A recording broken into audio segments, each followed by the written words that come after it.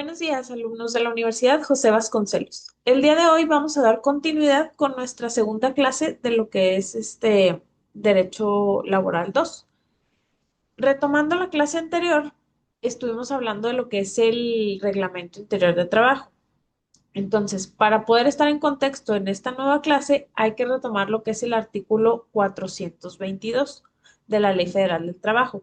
Este artículo nos señala que el Reglamento Interior de Trabajo, pues es el conjunto de disposiciones obligatorias para personas trabajadoras y empleadoras en el desarrollo de los trabajos en una empresa o en un establecimiento y no son materia del reglamento las normas de orden técnico y administrativo que formulen directamente las empresas para la ejecución de los trabajos.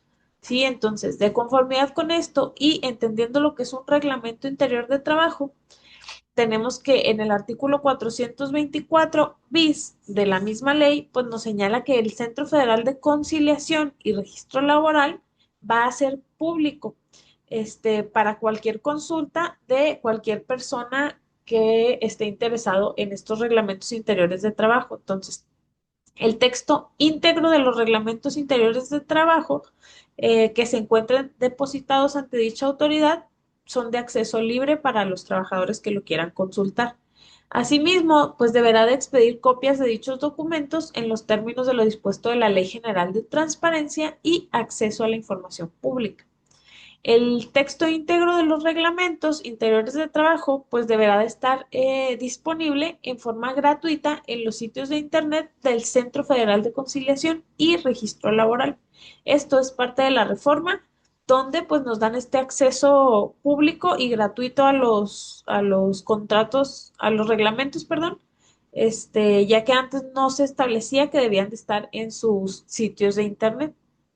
También tenemos en el artículo 425 que el reglamento pues va a surtir los efectos a partir de la fecha de su depósito, ¿sí? Entonces, este reglamento no basta con que lo hayan firmado y se haya establecido para las empresas, debe de depositarse en el Centro Federal de Conciliación y Registro Laboral para que pues tenga su validez. Este deberá de imprimirse y repartirse entre los trabajadores y se debe de fijar en los lugares visibles del establecimiento. ¿Ok? No basta nada más con que haya sido firmado, tiene que hacerse visible y público para los trabajadores. Después de esto vamos a abordar ahora sí lo que es un poquito el tema de la huelga. La huelga viene regulada a partir del artículo 440 y nos dice que la huelga pues es la suspensión temporal del trabajo llevada a cabo por una coalición de trabajadores, ¿sí? Después tenemos el artículo 441 que nos va a mencionar que para los efectos del título de lo que es la huelga, pues los sindicatos de trabajadores son coaliciones permanentes, ¿ok? Ya habíamos retomado un poquito el tema de las coaliciones en lo que fueron las cápsulas, entonces ya traemos el contexto, ¿verdad? Entonces, los sindicatos de trabajadores son coaliciones permanentes, ¿sí? No son transitorias, no son temporales. Entonces, la huelga puede abarcar una empresa o varias empresas de los establecimientos, ¿sí? No tiene que ser solamente una, pueden ser varias o no tienen que ser forzosamente todos los establecimientos, puede ser solo uno en el que se realice el procedimiento de huelga. ¿Ok? La huelga también pues debe delimitarse al mero acto de la suspensión del trabajo, ¿sí? Entonces, la huelga no quiere implicar que porque se vaya a suspender el trabajo va a haber manifestaciones violentas, va a haber agresiones, va a haber destrozos de la propiedad de la empresa. Únicamente es una manifestación respecto a la suspensión del trabajo. Esa es la manera en que se hace la huelga, suspendiendo las labores, ¿ok? La huelga legalmente existente, perdón, es la que satisface pues, los requisitos y persigue los objetivos que se señalan en el artículo 450. ¿Ok? La huelga también pues es ilícita en ciertos puntos y los puntos para que una huelga sea ilícita son los que se llevan en el artículo 445. Sí, en pues dice que cuando la mayoría de los huelguistas ejercen actos violentos contra las personas o las propiedades, como les mencionaba ahorita, no porque se vaya a hacer una huelga quiere decir que debe de haber violencia o manifestaciones donde haya agresiones o destrozos. Entonces, si ocurren estos actos, la huelga es ilícita. ¿ok? Pero deben ser por la mayoría de los huelguistas. También tenemos otro punto para que la huelga sea ilícita, que en caso de guerra, cuando los trabajadores pertenezcan a establecimientos o servicios que dependan del gobierno. Permítanme un segundo, aquí tenemos a una alumna que quiere entrar y no se puede conectar. Un segundo. Muy bien. Y como comentábamos entonces, estábamos con lo que es el tema de la huelga. Bienvenida, Tere. Estábamos apoyándonos en lo que es el artículo 445 de la Ley Federal del Trabajo. En este nos menciona que pues la huelga va a ser ilícita en los casos en que haya violencia por la mayoría de los huelguistas. ¿Sí? Si la mayoría de los huelguistas cometen actos o acciones violentos en contra del establecimiento o las personas, entonces la huelga se declara ilícita. También en los casos de guerra, cuando los trabajadores pertenezcan a establecimientos o servicios que dependan del gobierno. En estos casos, la huelga va a ser ilícita también, ¿sí? Este, la huelga justificada, pues va a ser aquella cuyos motivos son imputables al patrón. Sí, si la huelga se realiza por acciones de parte de la empresa o del patrón, entonces es una huelga justificada, tiene una justificación de existir, ¿sí? Y de conformidad con el artículo 450, pues la huelga debe de tener por objeto conseguir el equilibrio entre los diversos factores de producción, armonizando pues lo que son los derechos del trabajo con los del capital, ¿ok? Este, también tenemos que pues debe de obtener del patrón o patrones la celebración del contrato colectivo de trabajo, ¿sí? Eso es lo principal. Entonces, también debe de exigir la revisión de los contratos colectivos de trabajo, los contratos ley y su periodo de vigencia. En cuanto termine el periodo de vigencia, pues la huelga puede buscar que se revise este contrato colectivo y sus funciones y sus estatutos. ¿Ok? También busca obtener de los patrones la celebración del contrato ley y exigir su revisión, como ya lo mencionamos, terminado el periodo de vigencia. También busca exigir el cumplimiento del contrato colectivo de trabajo o contrato ley en las empresas o establecimientos que hubiera habido violaciones a este. Entonces, si una empresa ya tiene establecido su contrato ley o su contrato colectivo, pero la empresa no está cumpliendo con él, entonces los trabajadores pues tienen derecho a realizar la huelga para exigir su cumplimiento. ¿Sí? Para que se respete y que se establezca que ya se va a cumplir este contrato que ya está preestablecido. También lo que busca la huelga, pues, es exigir el cumplimiento, de las disposiciones legales sobre la participación de utilidades. ¿Por qué? Porque a veces la empresa, los empleados saben que hubo ganancias, que se generó, que hubo un resultado favorable para la repartición de utilidades. Sin embargo, al momento en que se hace esta repartición, no se emiten las cantidades o no se emite un pago de utilidades. Entonces, también para esto se puede hacer la huelga, ¿ok? También lo que busca pues es apoyar que tenga por objeto alguno de los que ya fueron enumerados aquí para que pueda existir, ¿sí?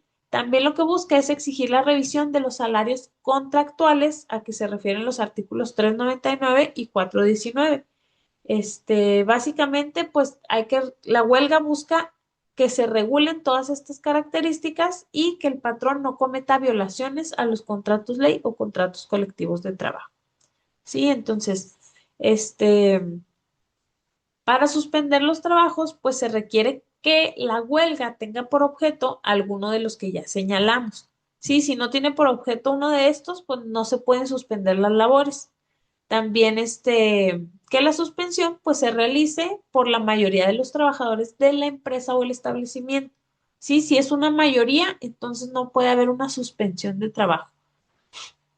También la determinación de la mayoría pues se refiere a que solo se podrá promover como causa para solicitar la declaración de la inexistencia de huelga.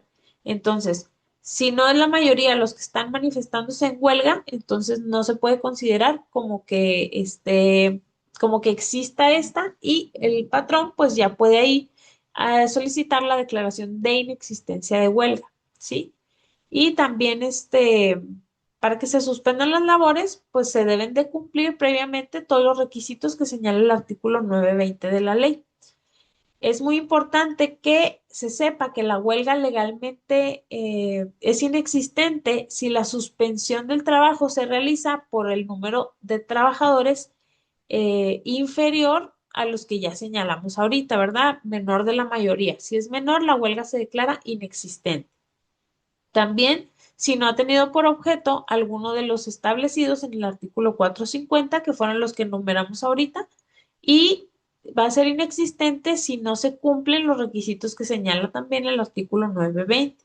¿Ok? Entonces no podrá declararse la inexistencia de una huelga por causas distintas a las señaladas. Si es alguna otra causa, no se puede declarar inexistente. ¿Ok? Únicamente por esas razones que ya señalamos. Entonces, en el artículo 466 tenemos que los trabajadores huelguistas pues deben de continuar prestando los servicios en lo que son trabajos como los buques, las aeronaves, los trenes, los autobuses y demás transportes que se encuentren en ruta, ¿ok? Si están en ruta no pueden suspender labores en ese momento, tienen que terminar, tienen que llegar a su destino y a partir de ahí puede iniciar la suspensión de labores, ¿ok? Pero mientras se encuentren en ruta, no pueden decir, ah, ya está la empresa en huelga, nosotros también aquí vamos a iniciar. No, tienen que llegar a su destino para poder unirse a lo que es la huelga. En los hospitales, en los sanatorios y las clínicas y demás establecimientos análogos, pues debe de continuar la atención a los pacientes que estén recluidos al momento de suspenderse el trabajo, ¿ok? Hasta que puedan ser trasladados a otro establecimiento. Entonces, si la huelga se hace en un establecimiento de estos que ya mencionamos, se tiene que iniciar la repartición o el traslado de los pacientes para que puedan suspender labores. Mientras tengan pacientes ahí, no puede haber una suspensión de trabajo. ¿Ok? Entonces, las causas de terminación de la huelga, pues las tenemos reguladas en el artículo 469. Y este nos dice que estos pueden ser por acuerdo entre los trabajadores huelguistas y los patrones. Y si el patrón se allana en cualquier tiempo a las peticiones contenidas en el escrito del emplazamiento de huelga. Y si cubre los salarios que hubiesen dejado de prescindir los trabajadores. ¿Ok? Entonces, en estos casos, pues la huelga termina. También puede terminar por un laudo arbitral de la persona o comisión que libremente elijan las partes. Y por sentencia del tribunal, si los trabajadores o patrones pues someten este conflicto a su decisión y llegan a un acuerdo, ¿ok? Entonces, en estos casos, pues se da por terminada la huelga. Muy bien. De aquí vamos a pasar a lo que es el derecho procesal del trabajo. El derecho procesal del trabajo, pues nos incluye también, y es importante que sepamos primero, que incluye lo que es el concepto de conflictos laborales. Los conflictos laborales tienen una clasificación, sí, pero es importante saber que la palabra conflicto, pues viene del latín conflictos, con, juntos y fingere, golpear, que significa un combate, una lucha o un roce, ¿ok? Entonces, jurídicamente, pues esta connotación pasa a ser colicio de con, que es juntos, y la edere, que es herir. Entonces denota pues un choque violento o directo. Entonces, para el maestro Manuel Alonso García, conflicto básicamente, conflicto de trabajo, es toda situación jurídica que se produce a consecuencia de la alteración jurídica ocasionada en el desarrollo o la extinción de una relación jurídico laboral y que se plantea entre los sujetos mismos o entre las partes de un convenio colectivo. Entonces, del artículo 604 de la Ley Federal del Trabajo, pues nos señala que los conflictos de trabajo pueden suscitarse entre trabajadores y patrones y solo entre aquellos, o sea, solo entre trabajadores, solo entre patrones o como lo mencionamos, trabajadores y patrones, ¿ok? Puede ser estas hipótesis y puede ser con motivo de las relaciones de trabajo o de hechos vinculados con esas relaciones. Entonces, los conflictos individuales son las diferencias que afectan los intereses particulares de uno o varios trabajadores, mientras que los conflictos colectivos pues son los que afectan el vínculo profesional entre la empresa y el sindicato, ¿ok? Que son el contrato colectivo, el contrato ley o los reglamentos interiores del trabajo. Entonces, pues si bien es cierto, existen tantas clasificaciones como criterios de clasificación que pueda haber, ¿verdad? Entonces son muy numerosos pero para los efectos de esta clase que vamos a tener el día de hoy, pues los vamos a analizar agrupándolos en tres criterios, que son en razón de los sujetos, en razón de su naturaleza y en razón del interés afectado. ¿Ok? Entonces, en diversos libros, en diversas artículos pueden encontrar una clasificación diferente, pero para efectos de esta clase, el día de hoy lo vamos a manejar así. Sí, es un poquito más sencillo de comprender y es una clasificación muy utilizada en general. Bienvenida, Virginia. Estamos a mitad de clase, estamos empezando con lo que es la clasificación de los conflictos. Muy bien. Entonces, respecto a la clasificación de los conflictos, en razón de los sujetos, pues tenemos que este criterio atiende a las diversas combinaciones que se presentan cuando los individuos u organismos que intervienen en las relaciones laborales entran en conflicto, ¿ok? Entonces, los conflictos del trabajador con el patrón son una especie de este conflicto, ¿ok? Trabajador con patrón.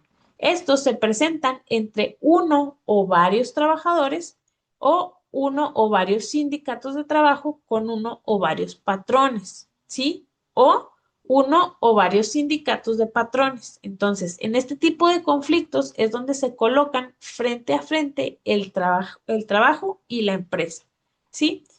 Y pues se puede entender fácilmente que son los conflictos laborales más numerosos e importantes. Son los más comunes, los que más suceden. ¿Por qué? Porque esta clasificación pues abarca la mayor parte de los conflictos que pasan. Entonces, para el maestro Mario que citábamos ahorita, Mario de la Cueva, estos conflictos son un derivado inherente del modelo de producción, perdón, y así tendría que ser en tanto subsista el sistema capitalista de producción, ¿ok? No podrá desaparecer por las diferencias y controversias porque este régimen, pues lo que hace es que descansa en la explotación del trabajador por el capital. Entonces, básicamente pertenece a la esencia de las relaciones entre trabajadores y patrones, ¿ok? Y básicamente es la naturaleza de las relaciones en una sociedad que está pues dividida en clases sociales, ¿verdad? Después tenemos otra clasificación que son los conflictos intersindicales. Sí, los intersindicales son los que se suscitan entre dos o más sindicatos, ¿ok? Continuamos con el maestro Mario de la Cueva. Él pues nos aclara que estos conflictos son exclusivamente entre organizaciones de trabajadores, ¿sí? Ya que pues si el conflicto fuera entre sindicato de trabajadores y de patrones, pues pertenecería a la clasificación que acabamos de ver ahorita, ¿verdad? Entonces, esta clasificación es únicamente entre sindicatos de trabajadores, ¿sí? Y las características principales de estos conflictos es la de que, pues, su naturaleza es colectiva, ¿ok? Se trata de pugnas que van a girar en torno a la titularidad de derechos sobre un contrato colectivo.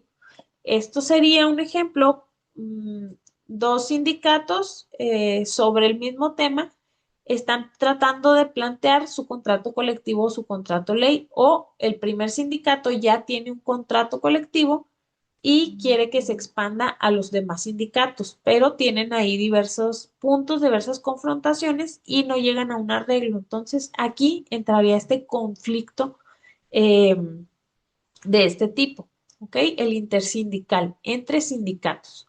Después tenemos el conflicto entre un sindicato y sus agremiados, ¿ok? No es sindicato contra sindicato, es el mismo sindicato contra las partes que pertenecen a él, ¿sí? Entonces, básicamente se trata de un conflicto que tiene una naturaleza originalmente individual. porque ocurre entre un sindicato, que es una persona jurídica, y uno o varios de sus miembros, ¿ok?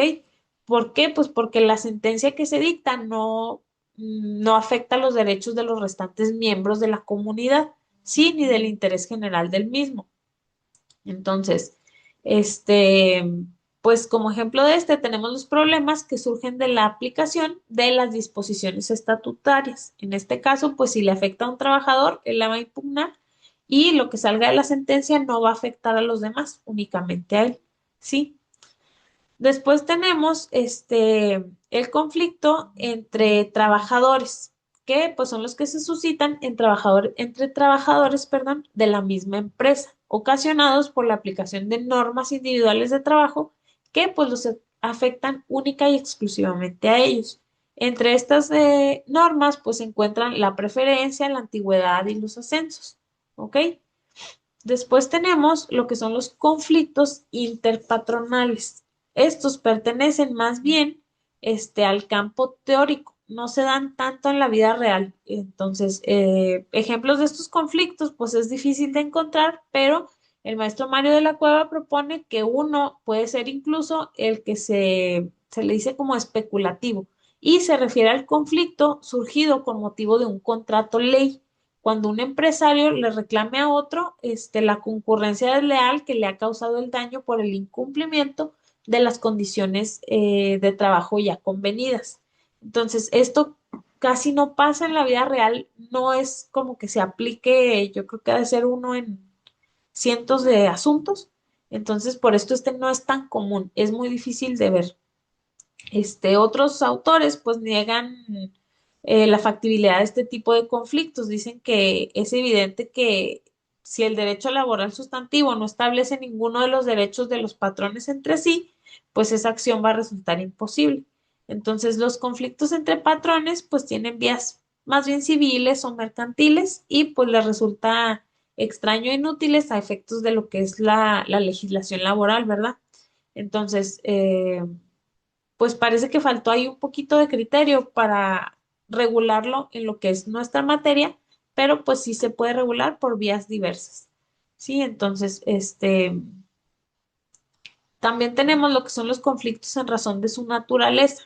Sí, los conflictos en razón de su naturaleza se dividen en lo que son conflictos jurídicos y conflictos económicos. ¿Ok? Esta es otra clasificación.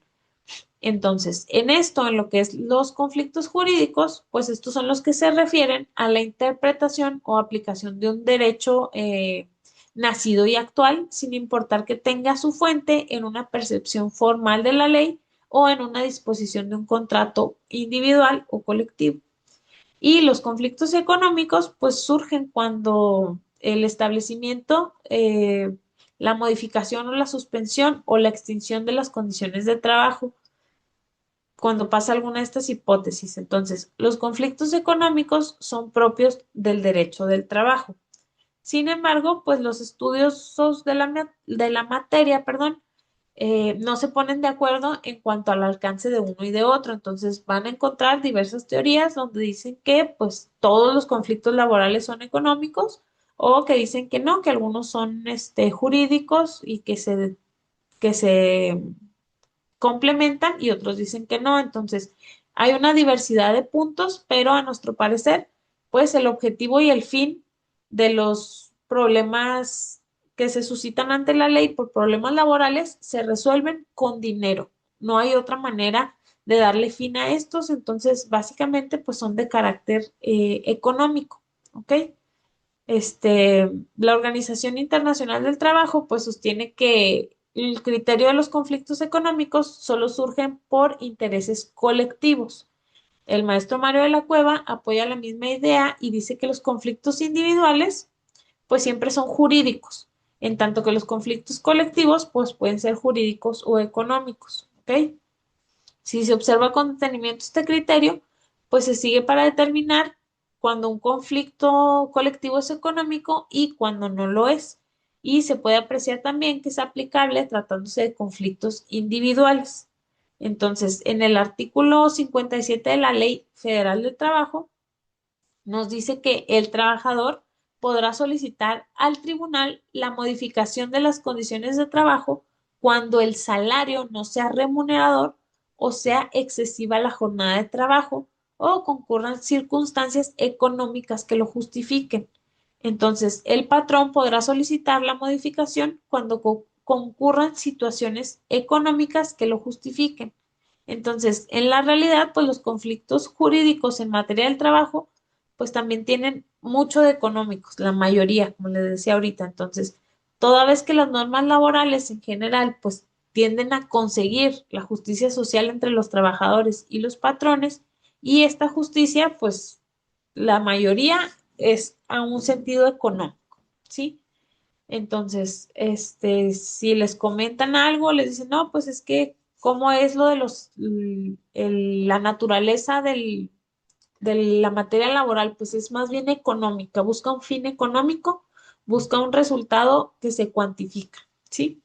Entonces, tenemos otro criterio de clasificación que es en razón del interés afectado de los conflictos del trabajo de acuerdo con los intereses que afecta, ¿sí? Y se dividen en conflictos individuales y conflictos colectivos. Entonces, la Suprema Corte de la Justicia de la Nación, a través de la jurisprudencia, ha establecido que el carácter individual o colectivo de un conflicto, pues no resulta del número de contendientes que intervienen, sino en consideración más bien al tipo de intereses que afecta, ¿sí? Entonces, no porque sean 10 trabajadores quiere decir que va a ser colectivo, más bien es por el tipo de intereses que les va a perjudicar, afectar o modificar. Entonces, eh, tratándose de la decisión sobre el derecho que a un trabajador o varios trabajadores les corresponde personalmente, pues se va a estar en un conflicto individual, ¿sí? Pero si la acción que ejercita plantea una situación en la que se busca dirimir el interés profesional del grupo o del sindicato, pues entonces el conflicto va a ser colectivo, ¿ok? Entonces, es claro que los conflictos económicos pueden ser individuales o colectivos, de acuerdo con el interés que se está afectando. Pero por ello, pues resulta válido hablar de que tenemos conflictos económicos individuales. Un ejemplo de estos, pues sería que se presentan con motivo de que un trabajador, en uso de la facultad que le concede el artículo 57 que ya mencionamos ahorita, solicita la modificación de las condiciones de trabajo. Y el segundo punto, pues sería un conflicto económico colectivo,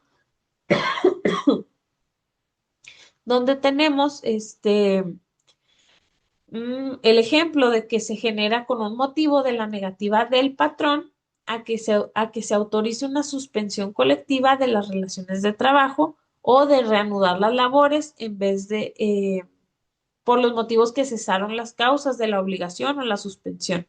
Sí, entonces, aquí entran esta diversidad de criterios para poder definirlos si va a ser colectivo o si va a ser individual. Entonces, los conflictos jurídicos también pueden ser individuales o pueden ser colectivos conforme a los intereses afectados. Entonces, los conflictos jurídicos individuales, a manera de ejemplo, se encuentra el que se suscita con motivo de la inconformidad de un trabajador con el monto de la cantidad que se le asignó por concepto de participación de utilidades. En este caso sería una persona nada más que está inconforme con el monto asignado de las utilidades. Y el conflicto jurídico colectivo, pues sería, por ejemplo, el derivado de la interpretación de la cláusula contenida en un contrato colectivo. Entonces, aquí, como el contrato colectivo rige a todo un gremio, a todo un grupo, si esa cláusula perjudica, los perjudica a todos. ¿Sí? Entonces, por eso ahí sería jurídico, porque lo que se busca es ese arreglo. Entonces, por resumirlo de alguna manera, tendríamos que los conflictos de trabajo se van a dividir en razón de los sujetos, en razón de su naturaleza y en razón del interés afectado. Resumiendo, en razón de los sujetos tenemos los conflictos de trabajo con el patrón, conflictos trabajador-patrón, conflictos intersindicales, que fue el siguiente, entre los mismos sindicatos, los conflictos intersindicales, perdón, ese ya lo dije, los conflictos entre un sindicato y sus agremiados, ¿ok? Quedamos que era el sindicato y las personas que pertenecen al sindicato. El otro sería entre un sindicato y personas externas. Y también tenemos los conflictos entre los mismos trabajadores y los conflictos que no se suscitan en estos casos, pero pueden entrar en esta clasificación, los interpatronales. ¿Ok? Después, en lo que fue la clasificación en razón de su naturaleza, tenemos los conflictos jurídicos y los conflictos económicos. Ambos se pueden dividir en conflictos individuales y conflictos colectivos, ¿ok? Y luego tenemos en razón del interés afectado, que pueden ser conflictos individuales y conflictos colectivos, y a su vez se dividen en conflictos jurídicos y conflictos económicos, ¿ok? Entonces, esto sería lo que son los conflictos, de trabajo, y así sería su clasificación. Maestra, perdón, se me pasó en relación a los Dime. conflictos por su naturaleza, ¿nos puede volver a explicar? Ahí no le entendí muy bien, por Los, favor. los conflictos en razón de su naturaleza, claro que sí. Los conflictos en razón de su naturaleza, quedamos que pues pueden ser conflictos jurídicos o económicos. Entonces, la naturaleza es como lo que los está motivando, ¿sí? Jurídico puede ser alguna cláusula que haya que modificar, alguna división que se haya hecho de puestos de antigüedad, de otro tipo de estatutos que no tienen un fin económico. ¿Sí? Entonces, su naturaleza, si no es económico, es jurídico. Entonces, tenemos esas dos opciones, que lo que busque el fin o el resultado sea una gratificación económica o que el resultado sea a lo mejor alguna reforma, a algún artículo del contrato ley, alguna cláusula, algún cambio en el reglamento interior de trabajo. Entonces, por eso es la clasificación, porque el fin, si se está impugnando o se está recurriendo a un cambio en una cláusula del contrato ley, pues básicamente el resultado no va a ser económico, va a ser esa modificación al contrato ley. Sin embargo, si se está reclamando una indemnización, si se está reclamando la modificación del salario para que haya un aumento, entonces ahí ya sería un conflicto económico, ¿sí? ¿Quedó un poquito más claro, resumido? Sí, maestra, muy bien, ya me quedó más claro, gracias. Y en base a esto que tenemos que les decía, jurídicos y económicos, pues se subdivide a su vez en conflictos individuales y colectivos.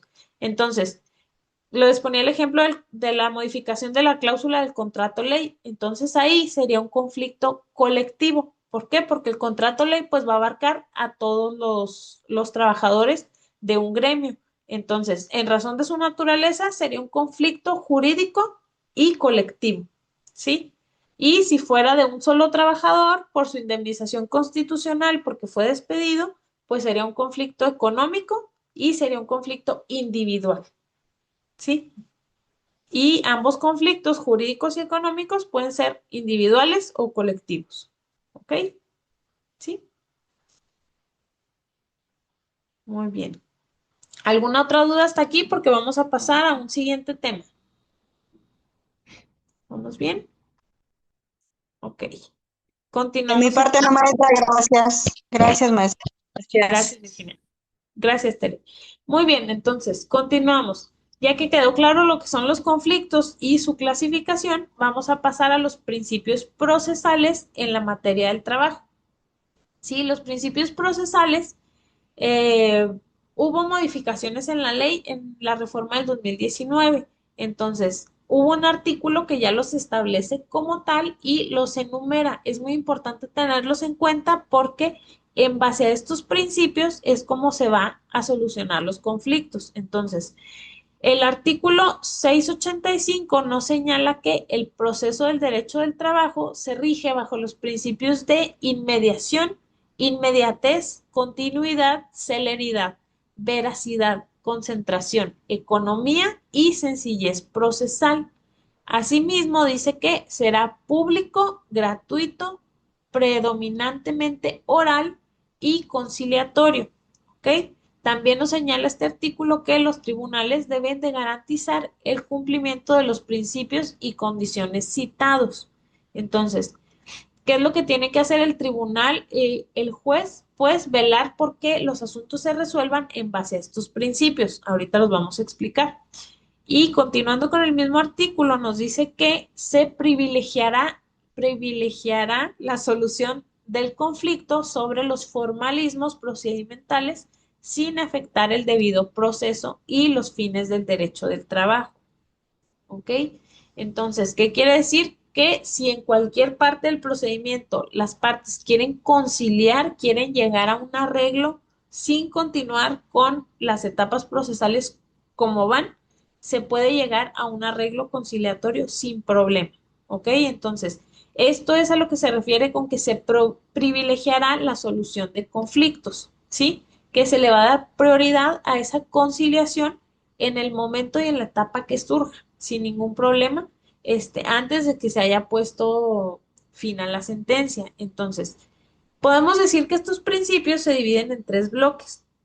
El primero que vamos a dividir, pues sería el bloque de la eficiencia. ¿Por qué? Pues porque en este bloque ya lo que se está buscando, lo que se maneja, pues es la rapidez y un enfoque. ¿Ok? Entonces, en este entran lo que es la inmediatez y la celeridad. ¿Por qué? Porque aquí se eliminan los juicios eternos, los juicios larguísimos que eran antes. Antes un trabajador demandaba y ¿qué era lo que pasaba? 10, 15 años para que se pudiera resolver su asunto. Entonces, con este enfoque de inmediatez y celeridad, pues el proceso debe de avanzar más rápido, porque pues aquí el salario y el sustento del trabajador pues están en juego. Entonces, lo que se busca es que el asunto fluya y salga de manera más rápida. También en este bloque que llamamos nosotros de eficiencia, tenemos lo que es la concentración y la continuidad, ¿sí? ¿Qué quiere decir esto? Que el juicio se realiza en una especie de, podemos llamarlo maratón de audiencias seguidas, ¿sí? Se desahogan la mayor cantidad de pruebas juntas y no se van fragmentando. Entonces, todas las pruebas que haya se trata de que se desahoguen en una sola audiencia, continuas y sin interrupciones. Entonces, esto es para que sea más rápido, para que sea más eficiente el trabajo, ¿ok? No se señala una audiencia para una prueba y otra un mes para otra 6 meses para otra. No, se trata de que se desahoguen todas en el mismo día y en la misma audiencia. Entonces, este por eso entra estos conceptos de concentración y continuidad, ¿ok? Tenemos también el principio de la economía procesal. ¿Qué quiere decir economía procesal? Pues significa menos trámites, menos gasto de tiempo y dinero para el Estado y para las partes, ¿ok? Entonces, entre más tiempo le tome a un tribunal resolver un asunto, pues más gasto le genera. Entonces, la economía procesal es que el tribunal tome acciones que reduzcan ese tipo de actos que van generando más tiempo, más gasto y más inversión de parte del gobierno hacia los asuntos laborales, ¿ok? Entonces, eso sería nuestra economía procesal, que el tribunal tome acciones más rápidas, más certeras y reduzcan tiempos. Entonces, tenemos también lo que sería el bloque humano, ¿ok? Vimos ya nuestro bloque de eficiencia, ahora vamos con lo que es nuestro bloque humano. En este entrarían los principios como la inmediación. ¿Por qué? Porque el juez ya no es una figura invisible detrás de un escritorio, ya es alguien a quien vemos, ya es alguien con quien interactuamos y está obligado a sentarse en la sala, a escuchar a los testigos, a ver las pruebas con sus propios ojos, ya no como antes, que era únicamente lo que estaba en papel. El juez únicamente valoraba todo lo que estaba escrito, todo lo que había quedado asentado, sin embargo, no interactuaba con las partes. Entonces, si el juez no está en la sala, la audiencia va a ser nula. Entonces, el juez tiene que estar presente todo el tiempo. Por eso es la inmediación. Entonces, también tenemos lo que es la sencillez procesal y que debe ser predominantemente oral, ¿ok? ¿Por qué predominantemente oral? Porque ya no, y la sencillez procesal aquí van juntos, entonces ya no se exigen tecnicismos más rebuscados que confunden a los que no son conocedores del derecho. Entonces, el juicio se resuelve hablando frente al juez, ¿sí? Lo que hace que el proceso pues sea más comprensible para cualquier ciudadano. Sí, entonces, sencillez procesal y predominantemente oral, porque la mayor parte del juicio se va a llevar de manera oral. Tiene su etapa escrita, pero la mayor parte se lleva oral y se solicita que se use un lenguaje menos rebuscado, menos técnico, para que los presentes, testigos, actores, partes demandadas, que no son conocedoras del derecho, pues tengan este entendimiento y este conocimiento de lo que está sucediendo en su audiencia, que ya no sea nada más algo de lo que se encarguen los abogados, que sea algo que las partes puedan entender y puedan saber qué es lo que está ocurriendo. Sí, entonces por eso es sencillez procesal y preponderantemente oral, porque la mayor parte de el desarrollo del juicio va a ser oral. ¿Sí? Tenemos también que el juicio debe ser público y gratuito, ¿ok? Entonces, el juicio en sí no va a costar ni un solo centavo, cualquiera puede entrar a las salas y lo que garantiza es que no haya acuerdos corruptos que se hagan por debajo del agua, ¿verdad? En secreto. Entonces, público, cualquier persona puede entrar a una sala a escuchar un juicio, a oír una sentencia, a escuchar las pruebas, siempre y cuando pues estas no afecten derechos de menores que deban de ser privados, ¿verdad? De ahí en más, pues el juicio va a ser público y gratuito. A los intervinientes no se les va a cobrar porque el juez desarrolla una audiencia, no se les va a cobrar porque analice pruebas. Todo lo que va a realizarse en el juicio es gratuito, ¿ok? Maestra, una pregunta en relación al juicio, a la realización del juicio Ajá. que es público, gratuito, pero por ejemplo, si se hace, se supone que los juicios se hacen dentro de una sala, Ujú.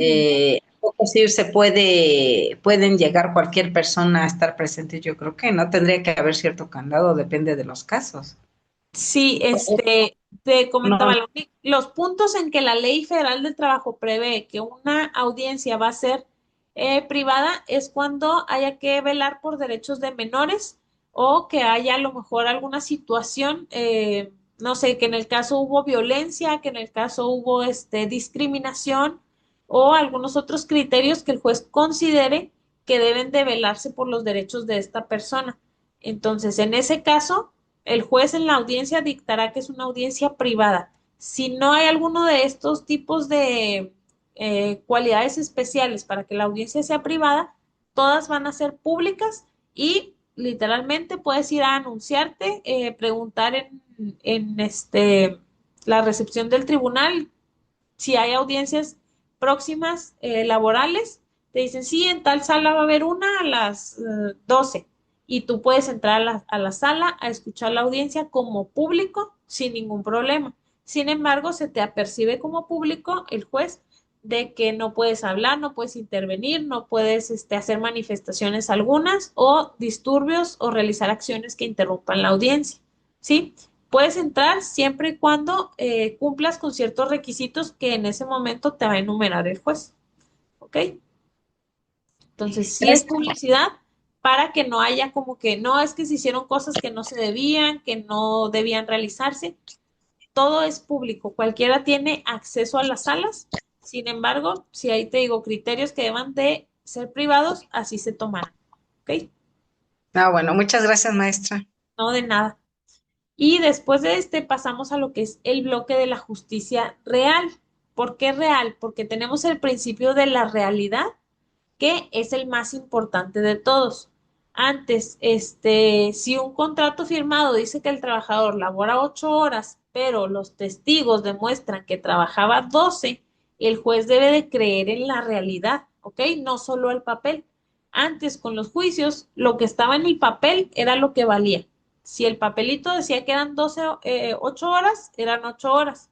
Sin embargo, ahora, por ejemplo, un trabajo de guardia de seguridad, aunque en el contrato diga que son 8 horas, yo creo que de manera común, de criterio de realidad, todos sabemos que no es verdad. Los guardias trabajan jornadas de 12 horas diarias.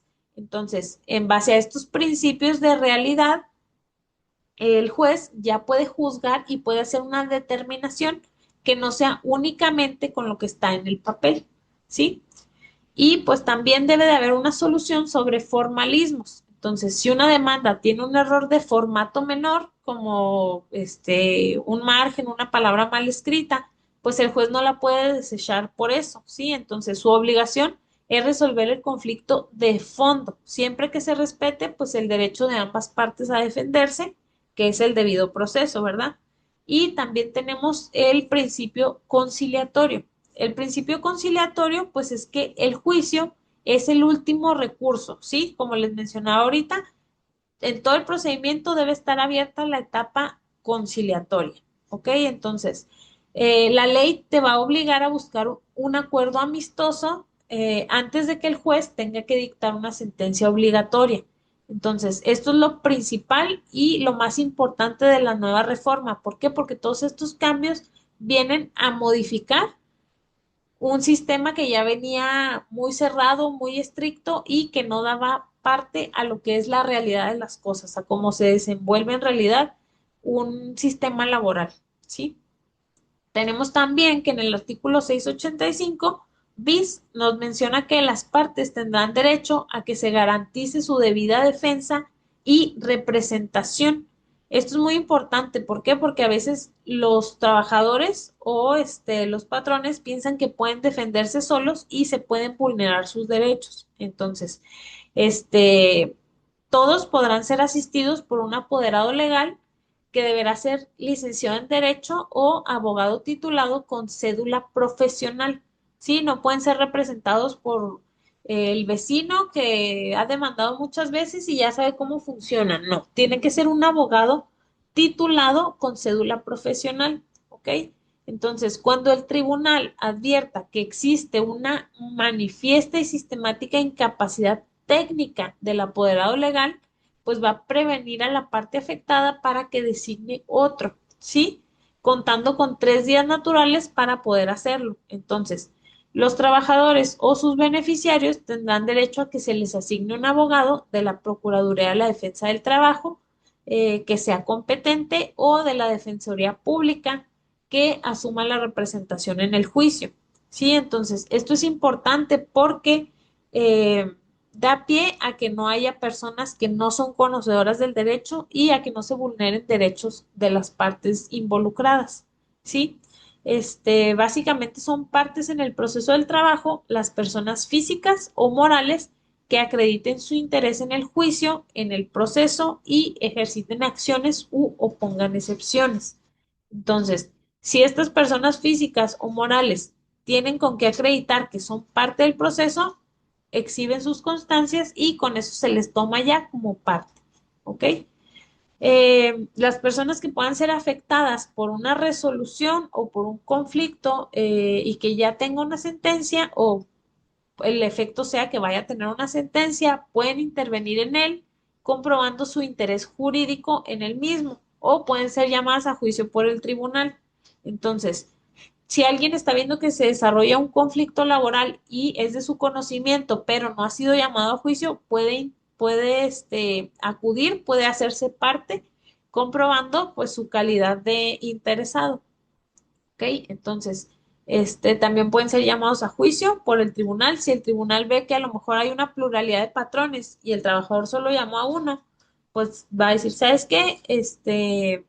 No sé, una promotora de ventas de Lala y está trabajando en Soriana.